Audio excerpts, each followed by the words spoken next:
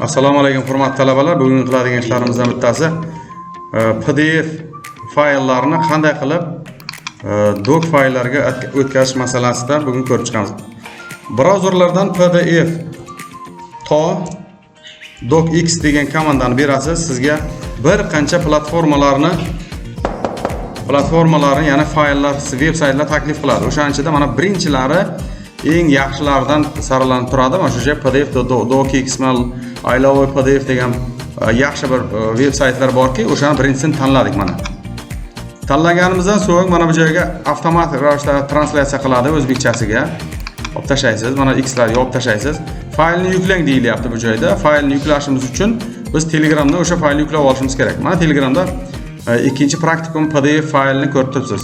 Saqrent kak. Mana bu joyda C disk tanlaysiz. C diskni ichiga mana C diskga bitta papka ochasiz mana. Sazdat. Mana bu joyda bitta papka ochib oling mana. Xo'p, bir degan papka ochib olamizda bunaqa fayl bor ekan.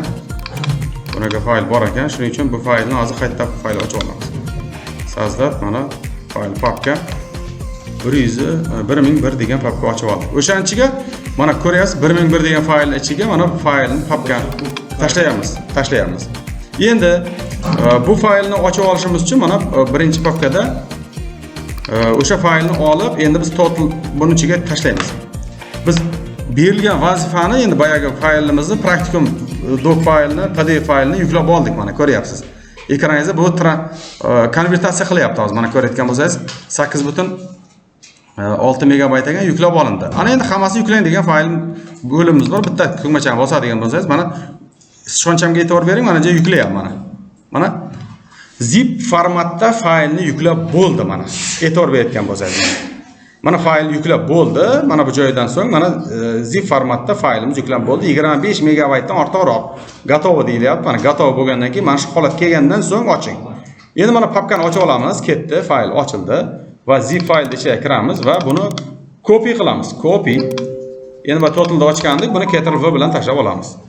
Mana ko'ryapsizki, mana PDF kengaytmayli faylimizni doc kengaytmayli faylga o'tkazdik. Rahmat. Shu tartibda amaliy vazifani bajarasiz va doc faylni olib o'zimizda Telegram gruppamizga mana ustoz meni ishim deb, masalan deylik o'sha Karimov deb tashlang. 307midi, 8mi? 307 mana. Tashladim bu fayl meni o'sha gruppamizga doc fayl sifatida kirib kelyapti mana. Rahmat.